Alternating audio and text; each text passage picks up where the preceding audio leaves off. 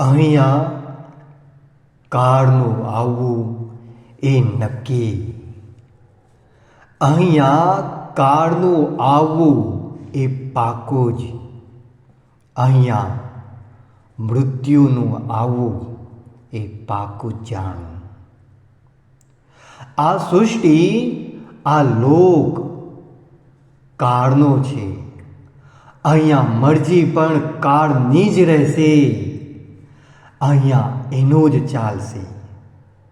ભલે તમે કેટલાય પ્રયત્ન કરી લો, અંતે મરજી કાળની. કારણ આ કાળનો લોક છે, આ મૃત્યુ લોક છે. અહીંયા મૃત્યુ પાકી છે.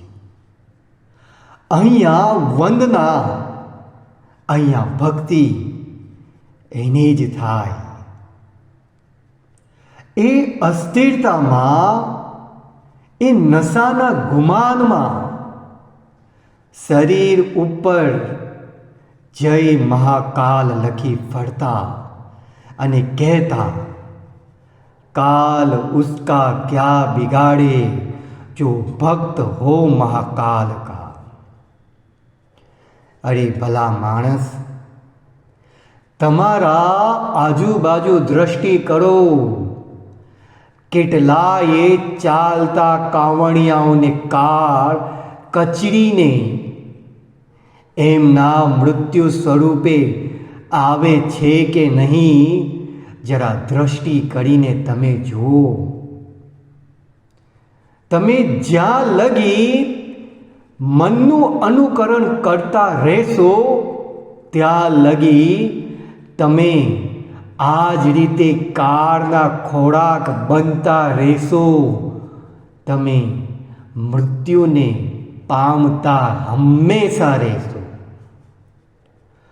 જ્યાં લગી તમે તમારા જીવના બહાર, તમારા દેહના બહાર જ્ઞાનને શોધશો, તો કાળ આ જ રીતે, કાળ તમને તમારી સામે જ હંમેશા મળશે.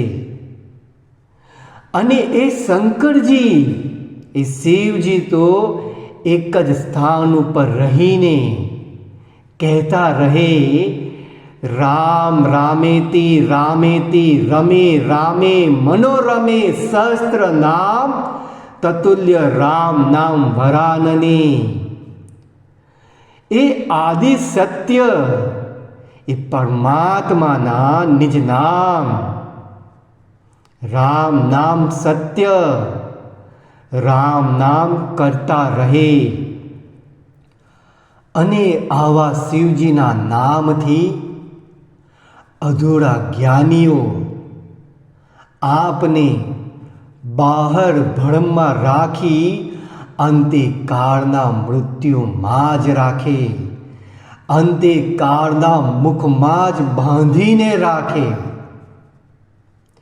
તેઓ વાતો આત્મ જ્ઞાનની કરતા રહે અને આત્મ છોડી આત્માના બહાર, દેહના બહાર ચંદ્રમાં કે સૂર્યના તેજ પ્રકાશમાં ભરમાવે. દૂર ડુંગર હિમાલયના નાશવંત પ્રકૃતિના દૃશ્યમાં મંત્ર મુક્ત કરી ભરમાવે. કે પ્રજ્વલિત તેજોમય કે અંધકારમાં ડૂબાડે.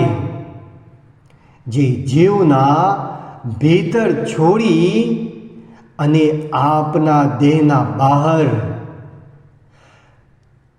આપના દેહના બહારના ખોજીઓના સંગમાં રહી આપ એવું વિચારો, આપ સુરક્ષિત છો. આપ સુરક્ષિત છો તો આપ સૌની અજ્ઞાનતા છે. ખરું સમજાવું તો આત્મના બહાર પ્રત્યેક સ્વરૂપે પરિવર્તિત થઈ રહ્યો એ જ કાળ પ્રત્યેક સ્વરૂપે પરિવર્તિત થઈ રહ્યો એ મૃત્યુ જ છે.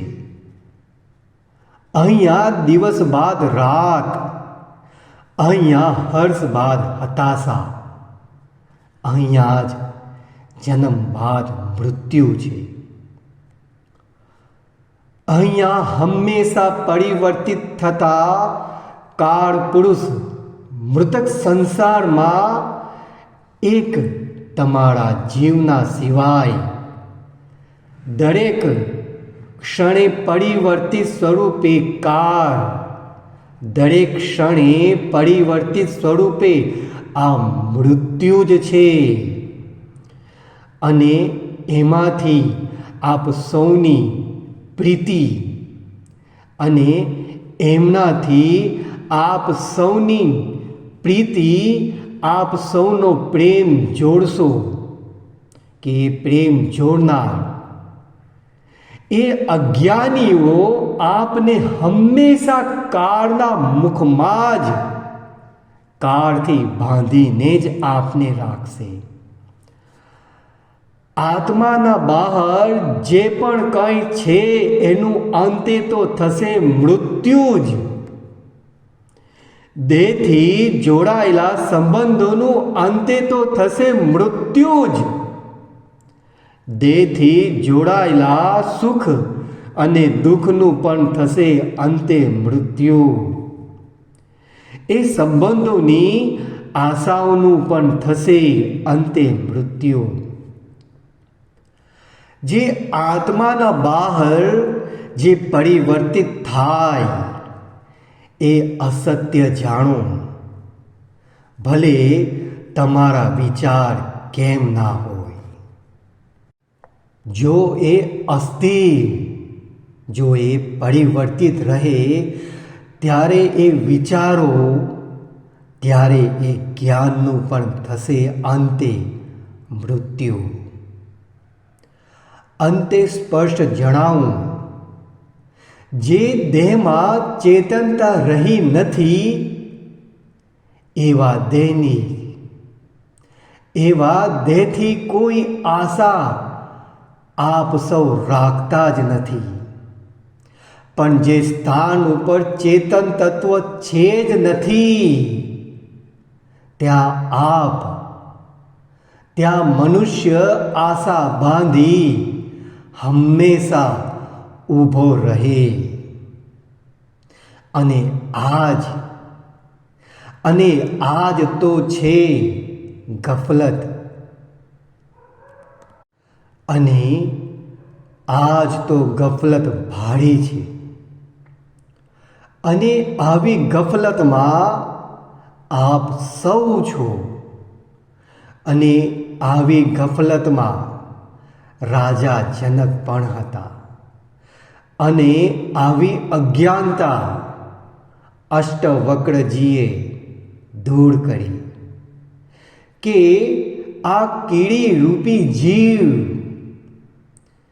સત સ્વરૂપી નિર્ભય જ્ઞાન જાણશે એ જ ઘડીએ આ હોણકાર પાળ બ્રહ્મની સૃષ્ટિ, આ કાળ રૂપી હાથીને કીડી ઘડી જશે. આ પરિવર્તિત રૂપી કાળ, આ હંમેશા પરિવર્તિત રૂપી મૃત્યુથી સદાને માટે મૃતક સંસારથી સદાને માટે મુક્ત બનશે, મોક્ષને મેળવશે.